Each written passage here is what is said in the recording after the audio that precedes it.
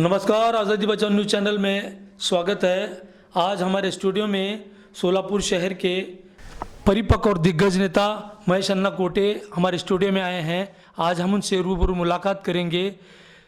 3 दशक का महापालिका का अनुभव और पिता से मिले राजनीतिक संस्कार का जिम्मेदारी लेते हुए अन्ना ने पिछले महापालिका के चुनाव में 21 नगर सेवक चुन के लाए। ये उनका अपना बहुमूल्य योगदान है शिवसेना के लिए। उन्होंने शिवसेना के लिए जो ज़मीन बिछा दी, एक राजनीतिक ज़मीन बिछाने से शिवसेना अपने शहर में बहुत बड़ा साम्राज्य खड़ा किया। अन्ना के साथ पिछले तत्कालीन विधानसभा चुनाव में एक अन्याय हुआ पार्टी द्वारा, इसलिए उन्होंने निर्दलीय प्रत्याशी के तौर पे पर्चा भरा और शिवसेना के प्रत्याशी को पराभूत किया। ये उनका अपना जनाधार है, उनका अपना एक शक्ति है, उनकी अपनी एक ताकत है।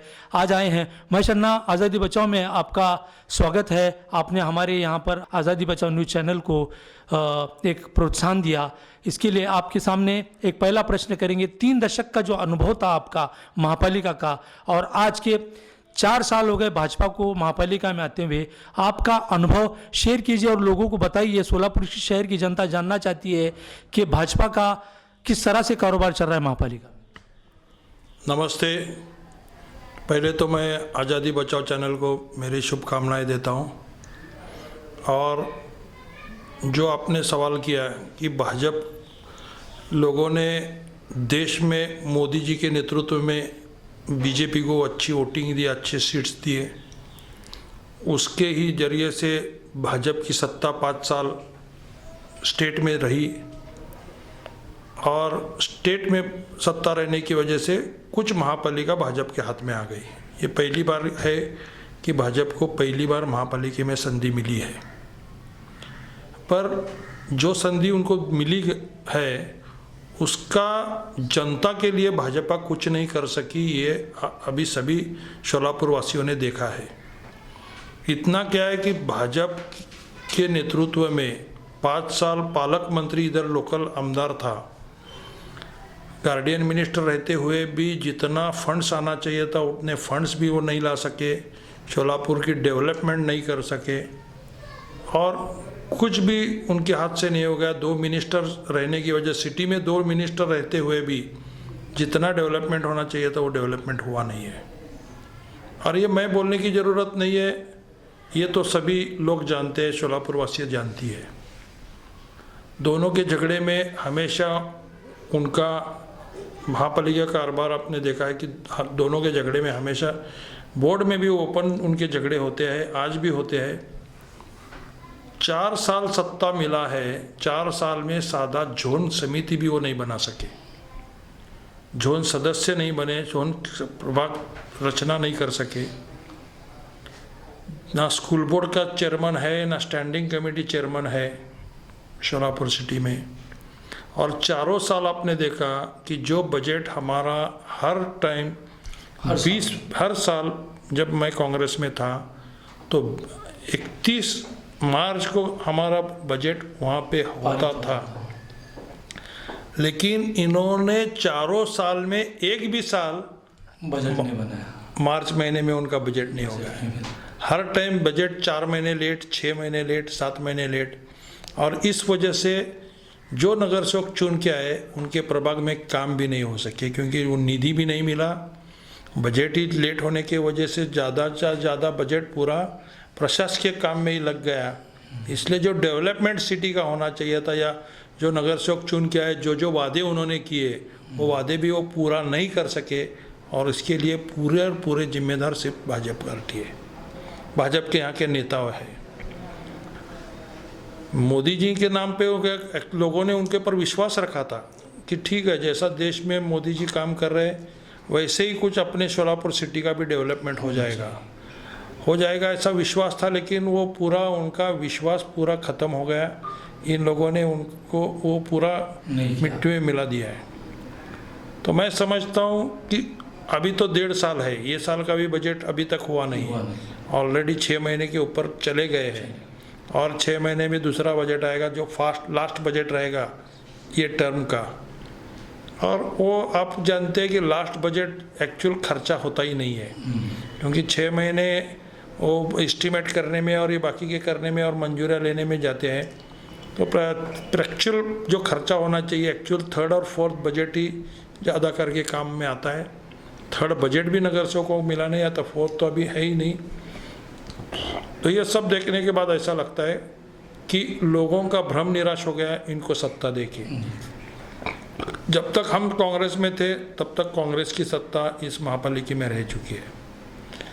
आज 46 के ऊपर नगर सेवक कांग्रेस के थे, हम बाहर पड़ने के बाद आप 14 पे आ गई है। एनसीपी की भी हालत वैसी ही हो गई है। एनसीपी 14-16 पे थी, 4 पे आ गई, आज एकदम 4 पे आ गई। तो ये सब देखते हुए जो शिवसेना 8 के ऊपर कभी गई नहीं सोलापुर सिटी में, मेरे इसमें नेतृत्व में 21 सीट वहाँ पे आ गए। और मैंने कुछ दिखाया है कि ठीक है, जो लोगों का विश्वास मेरे पिताजी ने संपादन किया था, वो विश्वास मेरे पर रखते हुए भी आज मेरे पिताजी नहीं रहते हुए, पार्टी का उतना ये नहीं मिलते हुए भी, मदद न मिलते हुए अपने तो भी अपन 21 सीट यहाँ पे लाए। लेकिन राजकारण में आपको पता है कि बड़े नेता लोग छोटे नेता को बढ़ने देते नहीं है, और वक्त पड़ा तो सब एक हो जाते हैं। ये मैं अलग बोलने की ज़रूरत नहीं है, तो राजकारण में चलते रहता है, सब लोग देखते रहे। और उसका मैं एक बड़ी हो गया, और वो राजकारण में जैसा बड़े पेड़ के नीचे छोटा पेड़ नहीं बढ़ता है, वैसी हमारी हालत हो गई है। लेकिन ठीक है, मैं 2 बार 3 बार डिफीट भी हो गया, तो भी मैंने हिम्मत हारी नहीं है। एक दिन शोलापुर में आमदार तो बनूंगा ही, लेकिन शोलापुर का डेवलपमेंट कैसा होना चाहिए जो 50 साल में नहीं हो गया, वो एक टर्म में मैं कर में दिखा रहा हूँ। अन्ना, सबसे बड़ा एक सवाल है कि सोलापुर की जनता पर जो बायलॉस टैक्स यानी कचरे का जो टैक्स लादा गया है, जनता को ये बताइए कि ये टैक्स बचाने के लिए महापालिका के पास कोई उपाय है या कोई सुझाव है जो आप जनता को बता दें। देखो, महापालिका जो शोलापुर की है, उसका अगर ये देखेंगे तो उसका फाइनेंशियल बहुत ही वीक है। एक्चुअली ये टैक्स, अलग अलग टैक्स जो बढ़ा रहे गवर्नमेंट की, मजबूत होना चाहिए महापालिका बोल के। लेकिन यहाँ पे जो भ्रष्टाचार है, यहाँ पे जो कुछ नगर सेवक खुद जगह लाटते हैं या ये करते हैं, या कम पैसे में बाकी का काम जो होता है, गलत काम होता है। एक ही काम 2-2 कॉन्ट्रैक्टर एक ही काम के 2-2 टेंडर निकलते हैं, ऐसे बहुत से क्वालिटी का काम करते। खराब क्वालिटी तो है ही। उसके बजाय अलग अलग फंड में वही काम रहता है, काम एक ही है, अलग अलग फंड में वो डाल के कुछ यहाँ पे नगर सेवक जो कॉन्ट्रैक्टर्स है वो ऐसे दमदाटी करके वहाँ पे पैसे निकालते हैं। ये बहुत पार्टी में लोग हैं ऐसे। ये जब तक बंद नहीं हो जाएगा तब तक ये ऐसे चलते ही रहने वाला है। तो मैं समझता हूँ ये रोकने के लिए जनता ही ध्यान में रखना चाहिए कि अपना नगर सेवक कॉन्ट्रैक्टर है क्या, उसकी हालत पहले क्या थी और अब क्या है। 5 साल में अगर उसका ये ख़त्म डिफरेंसेस दिखता है तो ऐसे लोगों को वापस चांस नहीं देना चाहिए, जनता ने तय करना चाहिए। तुम और मैं को बोल के सिर्फ क्या फ़ायदा नहीं है, जो पॉलिटिकल एक दूसरे के ऊपर टिक्का टिप्पणी करने से ये बातें बंद नहीं होने वाली है। तो इसके लिए जनता ने भी जागरूक रहना चाहिए कि अपना नगर सेवक 5 साल में कैसा काम करता है, वो लोग प्रतिनिधि को जिसको हम लोगों ने चांस दिया है वो हमारे वोट्स के साथ ईमानदार रहता है क्या नहीं। जो वोट के ऊपर आज वो लोग प्रतिनिधि बोल के शहर में काम करता है, ट्रस्टी बोल के, तो ट्रस्टी के जो उसके ये अपेक्षा है जनता के, वो पूरे करता है क्या नहीं, ये सब देखना ज़रूरी है। और जब तक ये नहीं देखेंगे और महापालिका जब तक उत्पन्न नहीं बढ़ाएंगी तब तक मैं समझता हूँ कि महापालिका की हालत इससे भी और बुरी हर साल खराब ही होते जाने वाली है। उत्पन्न के सोर्सेज भी बढ़ाना ज़रूरी है। फिर बहुत से जगह जो महापालिका के है, फिर कुछ बीओटी तत्व में देना चाहिए और अलग अलग सोर्सेज से उत्पन्न बढ़ना चाहिए। सिर्फ लोगों का टैक्स बढ़ाना ये उत्पन्न का सोर्स नहीं है, जो आजकल चल रहा है वो गलत चल रहा है। अन्ना ने सोलापुर की शहर की जनता को बता दिया कि टैक्स बिना लादे ही महापालिका चल सकती है। उनके पास 3 दशक का अनुभव है। बहुत ही अपनी सरलता से सोलापुर की जनता को बताया। एक तगड़ा अनुभव, एक तगड़ी राजनीतिक, एक तगड़ा लीडरशिप शिवसेना के लिए मिली है। लेकिन दुर्भाग्य है कि शिवसेना जैसी पार्टी ने एक अच्छे प्रत्याशी को पिछले चुनाव में टिकट से वंचित किया। ये विडंबना है सोलापुर शहर का। अगर विधायक होते तो सोलापुर शहर का विकास और उसकी काया पलट हो जाती है।